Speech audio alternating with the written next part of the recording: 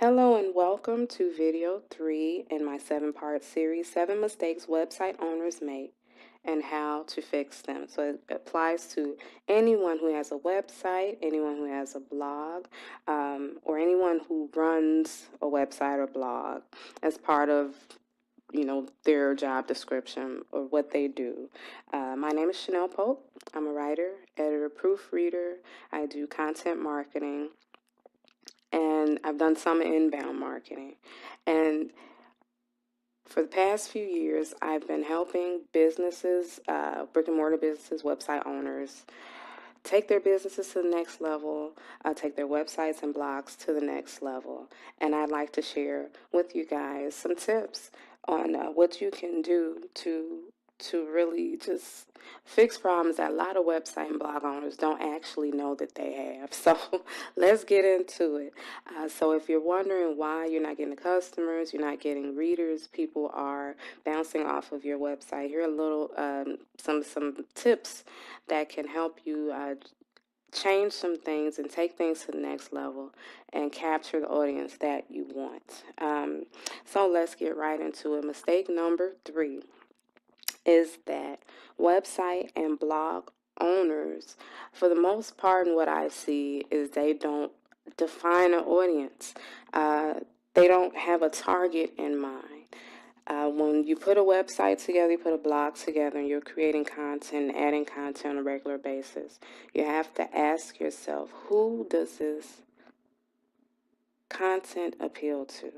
Who will be reading? Who do I, really want to target here? You have to be very specific, because if you're not specific and you're too general, you won't reach anyone. Sad to say, I see a lot of website and blog owners who, goodness, they cast a super, super, super wide net, and they end up catching nobody. Or they kind of post random things because those are things that fall within their areas of interest. And because things are so random and it's such a, just a random collection of articles, blog posts, this sort of thing, that they don't maintain people's attention or interest. So I'm coming to you right now on my blog. So I have 2 blogs, Forever Natural Hair. Like I mentioned in the last video, I created when I experienced hair loss. So I experienced hair loss due to horrible hair care practices, and I learned how to regrow my hair naturally. So I use natural oils and different techniques to really protect my hair. And I started to blog about that. And so when I put my blog together at first, it was just a natural hair blog. Okay, so it didn't have a really specific audience. So I'm just scrolling down and see a few of the posts that are on here. It didn't have a very specific audience. It was a natural hair blog. I didn't know who I was talking to, just people with natural hair. And that was it. And that was a huge mistake I found out immediately.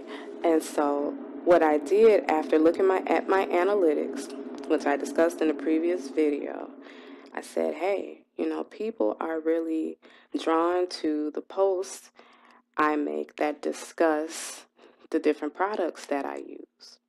People are really drawn to the posts I make that talk about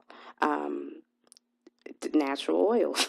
People are really drawn to the posts that I write, or that I had 2, actually, I believe it was 4 wonderful women who contributed articles to this blog. And so, I discovered that people really like the personal aspect, that we were not afraid to talk about our own issues with hair loss. Because, believe it or not, there are a lot of people out there who are experiencing hair loss. Whether you see it here, 9 steps to reverse age-related hair loss, whether it's age-related, whether it's due to misinformed hair care practices, as was my case. Uh, you know, so I use my analytics to help me narrow my focus and to get specific about my audience. So I notice because through Facebook, because there's also a Forever Natural Hair Facebook page that what the age range was for people who were coming to my page. And it turned out that people were in their 30s. I want to say 30 to maybe actually 60, 65 or something like that. And so I said, you know what? Now I have an audience. I have a specific audience that is well defined. I know that people who want this type of information are primarily black women who have experienced some type of hair loss, or have thinning hair, or have maybe some issues with their scalp. And these women are looking for the best products to use to help them with their hair. They're looking for ways to maintain their hair health. And actually, this is my picture here. So, the story of the disappearing edges. So, I just talk about in this particular article, blog post, how many of us as black women lost our hair. You know, if you see, especially if you're not a black woman and you're watching this, it'll explain a little bit to you how you see, you know, the sides of the hair, the front or along the hairline that are thin, and so, we don't want that.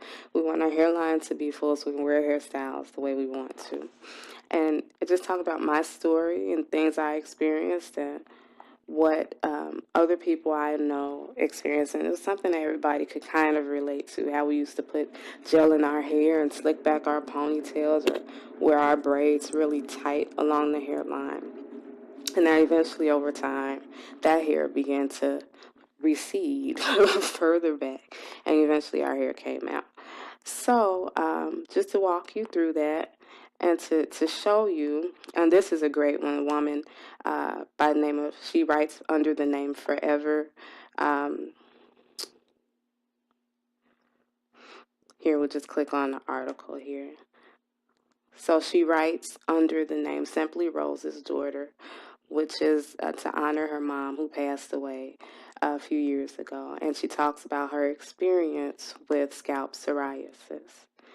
So, and my audience became very, very, very specific, very targeted audience for Forever Natural Hair. So you won't see, when I go back to the home page here, you won't see a lot of hairstyles here. So it's not going to show a lot of really cute hairstyles or hairstyles you can do on, this particular length of hair, all this sort of stuff. But it talks a lot about products, a lot about maintaining hair health, a lot about natural oils to use to regrow your hair, that sort of thing. And, I feel that because of that, the readership has been smaller than some other of the natural hair blogs that you see that have, galleries and galleries of hairstyles to choose from, that sort of thing.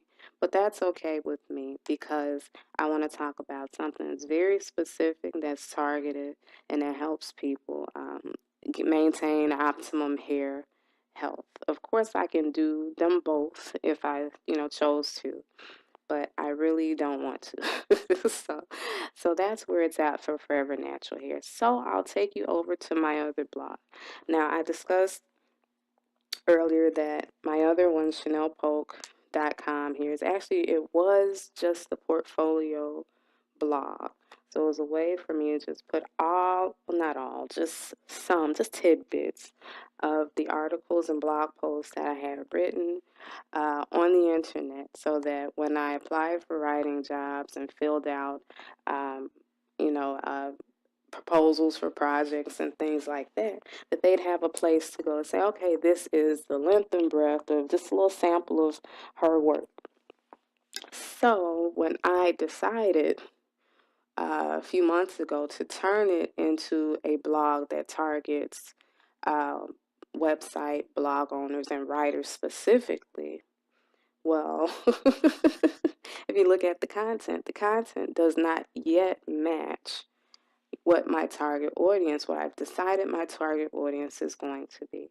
So some of it does, yes. You have here in my blog post about 3 unethical freelance writing assignments. But here also you have use these 3 tips to look your best on any occasion, which really doesn't fit in with that. So I'm still trying to figure out how I'm going to put all that in together. And there are ways, people create blogs that are the collection of their personal interests because they want to reflect all the best aspects of themselves and what they can do to show and highlight things that they have accomplished, that sort of thing. And so there are ways for people who are very creative to put every aspect of what they like to present about themselves onto a blog or a website and present that under a brand that is a brand of you. It's your personal brand. And so when you do that, it's a little different because you will make that known up front that this is what you're presenting.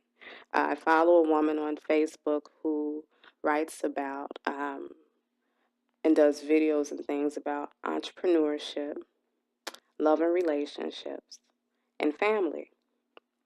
And it's totally possible to have all of those things together on one website or together on one blog.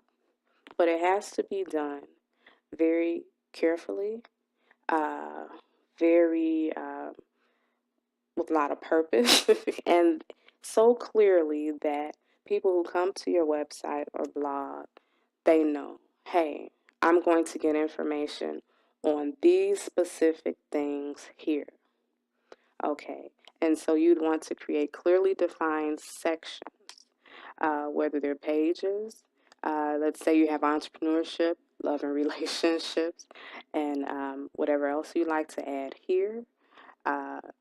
You want to break it down so clearly that people have no question about what they're going to find, and that it's not a surprise to them and it doesn't throw them off or make them decide, hey, I don't want to subscribe to this anymore, I don't want to read what's here, this sort of thing.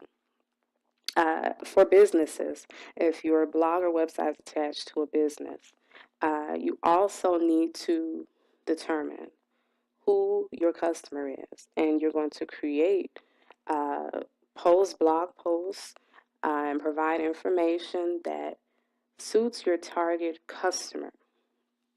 It's what they call a buyer persona. And so that's the person you're going to look at. You can create an imaginary person, or you can look at yourself because you created the business. You say, I created this business to serve who? Who did I create this business to serve? What do I know about them? Down to their age, maybe their gender. You can create more than one for male, female, whatever the case may be. Their station in life, their employment, where they, it gets very, very detailed. And you can create this fictional person, and that's the person you're going to write to. That's the person you're going to provide information for. That's the person you're going to design your website to target, to speak to. So that's mistake number 3. I just wanted to bring to you a little tidbit about that. Don't make this mistake as going forward. And once again, I want to thank you guys for watching. If you have any questions, you can always go to ChanelPogue.com and click on that Contact Chanel tab and fill out the form there and leave a question if you'd like. You can also comment on the video and I'll get back to you as soon as I can. Once again, thank you for watching, and stay tuned for video 4.